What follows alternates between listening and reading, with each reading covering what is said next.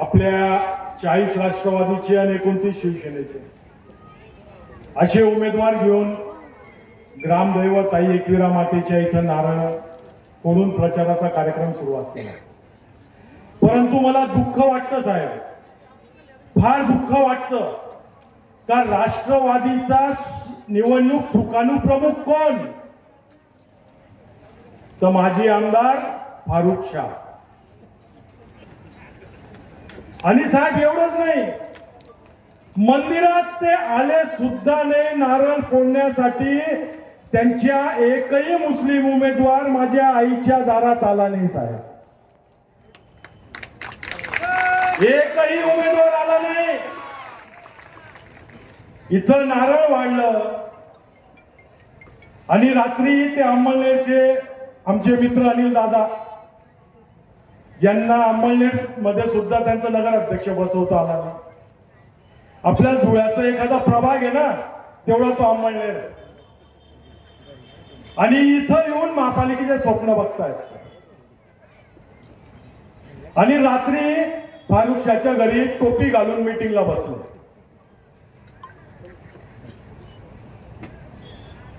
साहेब, या शहराला फार मेहनतीने या माझ्या माय मावल्यांनी, या माझ्या भावांनी भगवं केलेलं साहेब, फार मेहनतीने भगवं केलंय साहेब यांनी. आणि त्यांचे स्टेटमेंट काय, तर धुळे शहरात ज्या ज्या ठिकाणी मस्जिद आहेत, जर तुम्ही महापालिका आम्हाला दिली तर प्रॉपर्टी टॅक्स माफ करून टाकू. मी फेकत नाहीये, त्यांचे स्क्रीनशॉट सह सबूत सह माझ्याकडे आहे.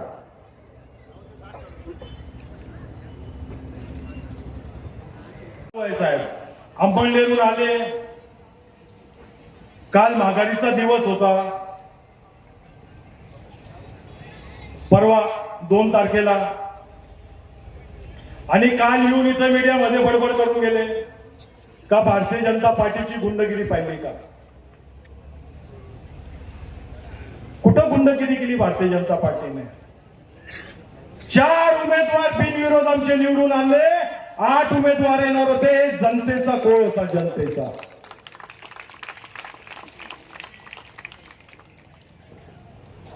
प्रभाग 5 मधला आमचा एक उमेदवार जो बिनविरोध येणार होता, एक अपक्ष मॅडम, त्या स्वतः फॉर्म घ्यायला, रिटर्न घ्यायला त्यांचा भरलेला फॉर्म परत माघारी घेण्यासाठी आरओ ऑफिसला गेले. साहेब, पायऱ्यावरनं राष्ट्रवादीवाल्यांनी त्यांना उचलून नेलं, माघारी घेऊ दिली नाही. आणि जेव्हा आमचे कार्यकर्ते त्यांच्या मागे पळाले तर त्या राष्ट्रवादीच्या लोकांनी त्यांच्या पोटात गोळ्या मारल्या, गोळ्या. मग कोण गुंड? त्या अनिल दादाला विचारा. अंमळनेर मध्ये राहून धुळे शहराविषयी बोलू नका, माहिती घ्या. तुमच्या आजूबाजूचे जे चमचे आहेत ना, ते सर्व पक्ष बदलून आता राष्ट्रवादीत आलेले. ते आमचे होते पहिले, आमचे.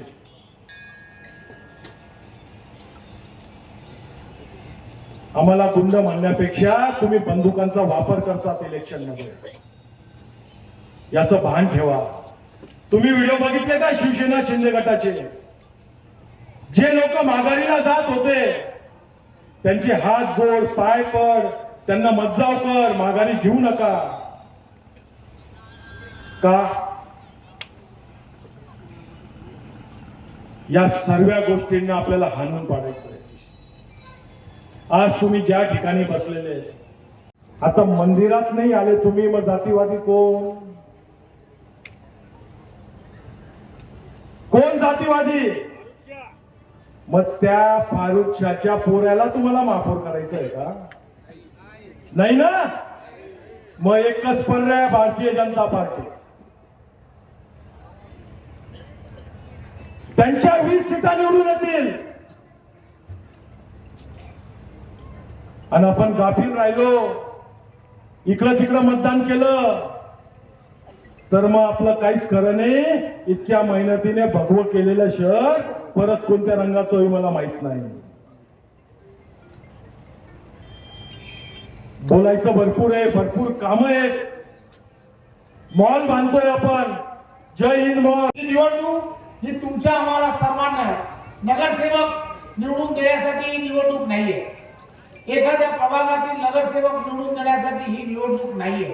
आपण सर्वांनी लक्षात घ्या की ही निवडणूक आपल्या पुढच्या पिढीचं असणारं भविष्य जे आहे, हे भविष्य चुकीच्या लोकांच्या हातामध्ये देणं हे अत्यंत गरजेचं आहे. चुकीच्या विचाराच्या हातामध्ये देणं हे अत्यंत गरजेचं आहे. हे देऊ नये यासाठी हे मतदान तुम्हाला आम्हाला सर्वांना करायचं आहे. आणि म्हणून 15 तारखेला होणारी निवडणूक ही तुम्हा आम्हा सर्वांसाठी अत्यंत अस्तित्वाची असणारी निवडणूक आहे, प्रतिष्ठेची असणारी निवडणूक आहे. त्यामुळे प्रत्येकाने या निवडणुकीकडे पाहत असताना प्रत्येकाने आपलं मतदान आपल्या प्रभागातील असणारा, प्रत्येकाने 4चा असणारा हा प्रभाग निहाय असणारा, त्या ठिकाणचा असणारा प्रमुख या सर्वांनी हे 10 दिवस अत्यंत महत्वाचे आहे. जरा सुद्धा आपण गाफील राहू नये, गाफील राहायचं नाहीये, ओव्हर कॉन्फिडन्स राहायचं नाहीये. आपण 10 दिवसामध्ये देशाचे पंतप्रधान ज्या पद्धतीने 24 तासापैकी 16 तास काम करतात, देवेंद्रजी ही सुद्धा 16 तास काम करतात. दृष्ट्या इथे असणारी आपली ताकद, बूथवरची असणारी आपली ताकद ही एकत्र करायची आहे. प्रत्येक बूथ हा 51% लढाई घेऊन आपल्याला 50%पेक्षा जास्त मतदान कसं पडेल यासाठी आपण सर्वांनी प्रयत्न करणं हे अत्यंत गरजेचं आहे. मला अभिमान आहे, मला आठवतं देवेंद्रजींच्या वाढदिवसाच्या निमित्ताने आम्ही सर्वांनी एक सेवाभावी वृत्तीने, एक संघटन, ही सेवा या दृष्टिकोनातून संपूर्ण महाराष्ट्रामध्ये असा विचार केला की होय, महाराष्ट्रामध्ये आरोग्याची व्यवस्था आणि या सगळ्या विषयासाठी रक्तदान करण्याचं आपण सर्वांनी योजलं. आणि या शहराने विक्रमी रक्तदान करण्याचं काम हे या धुळे शहराने केलं होतं, हे मला सांगायला आनंद होतो. आणि म्हणून मी तेव्हाही म्हटलं होतं, एक दिवस धुळ्यामध्ये येईल आणि आपल्या धुळेमध्ये असणाऱ्या या सर्व नागरिकांनी ज्या विश्वासाने आपलं रक्त, आपलं जिसे खून कहते, हे रक्त आपल्या प्रदेश आणि देशाचा असणारा नेता देवेंद्रजींच्या वाढदिवसाच्या निमित्ताने जे समर्पित भावनेतून त्या सर्व रक्तपेढींना दिलं, त्याबद्दलही मी तुमचे आभार मानतो. आणि मोठ्या संख्येने उपस्थित या भागातील नागरिक बंधू भगिनी, आपण सर्वजण माझ्या अगोदर सर्व वक्त्यांनी इथल्या असणारी सर्व परिस्थिती ही आपणासमोर व्यथित केली. मी आपल्या सर्वांना एवढंच आश्वासित करायला इथे आलो आहे की हे शहर, या शहराला एक भव्य अशी झालर आहे आणि ही झालर तुम्हाला आम्हाला सर्वांना येणाऱ्या महानगरपालिकेमध्ये टिकवायची आहे. आणि त्यासाठी 15 तारखेचं जे मतदान आहे, हे मतदान तुम्हाला आम्हाला सर्वांना करायचं आहे. हे करत असताना 2014ला तुम्हाला आम्हाला सर्वांना आठवतं की प्रत्येक घराघरामध्ये नरेंद्र मोदींना पंतप्रधान करण्यासाठी एक नारा, हा प्रत्येक घराघरामध्ये, प्रत्येक लहान मुलांच्या प्रत्येकाच्या तोंडामध्ये एकच नारा होता, हर हर मोदी. काय होता नारा? हर हर मोदी, घर घर मोदी. अशाच पद्धतीने भारतीय जनता पार्टीचे आपण सर्व कार्यकर्त्यांनी, केंद्रातले आपलं सरकार, NDAचे आपलं सरकार असेल, महाराष्ट्रातलं आपलं देवेंद्रजींच्या नेतृत्वातलं असणारं सरकार, महायुतीचं सरकार ज्या ताकदीने काम करत आहे, त्यामुळे आपणही आपल्या सर्व कार्यकर्त्यांनी घरोघरी हा नारा पोचवला पाहिजे. आपण काय म्हटलं पाहिजे? आपण सर्वांनी घरोघरी जाऊन कमळ हे विजयी कसं होईल यासाठी आपली महानगरपालिका कमळ निशाणी समोर आपण सर्वांनी निवडून देण्यासाठी आपण सर्वांनी सर्वतोपरी प्रयत्न करणं हे गरजेचं आहे.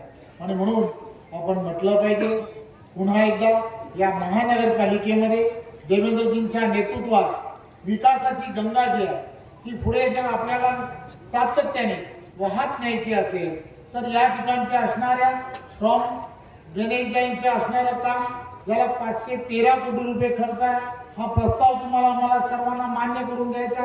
इथलं असणारं तापीच्या इथून येणाऱ्या पाण्याची लाईन ही जीर्ण झालेली आहे, तोही प्रस्ताव येणाऱ्या काळामध्ये तुम्हाला आम्हाला सर्वांना मान्य करून घ्यायचा आहे. अशा प्रत्येक जी जनसुविधा जी आहे ही जनसुविधा ज्या प्रत्येक याला गतिमान जर तुम्हाला आम्हाला सर्वांना करायचं असेल तर तुमची आमची भाजपा सर्वांची हा नारा जो आहे हा आपण सर्वांपर्यंत नेणं हे अत्यंत गरजेचं आहे. करण्यातला दुसरं नाही मी नाशिकला सांगितलं होतं 65ला आपण संस्कृत घेतल्या होत्या. मी ड्रायव्हर सांगितलं होतं 55 57 घेतल्या नवरात्रपैकी. इथे सांगितलं होतं 50 पार आपण एकाच घेतल्या होत्या. आता यावेळेला तुम्ही सांगा काय करायचं ते. 55 प्लस आणि मागच्या वर्षी थोडं बोनस मिळालं पाहिजे की नाही? 55 प्लस हा 55 प्लस 55 प्लस निश्चित यावेळेला आपल्याला 55चा आकडा हा पार करायचा आहे.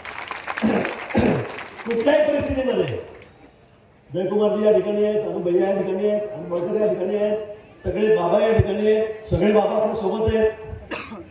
काय काळजी माझी याची गरज आहे का आता? अरे तुम्ही सांगितलं मदत लागेल म्हणून का माझ्या लक्षात आलं म्हणून तुम्हाला सगळे मफलर सगळ्या टोप्या सगळे बिले देण्याचं काम माझं बस.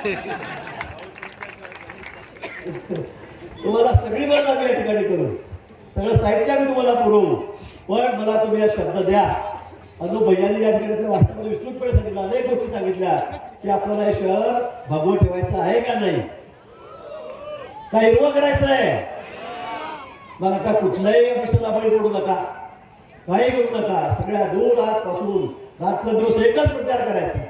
अनेक गोष्टी सांगता की वेळ खूप कमी आहे, त्यामुळे हे होणार नाही, जागृती सभा होणार नाही, नगरची सभा पुढची होणार नाही, अंधार पडला की जाता येणार नाही, उडणार नाही. आणि म्हणून मी जास्त वापर करणार नाही.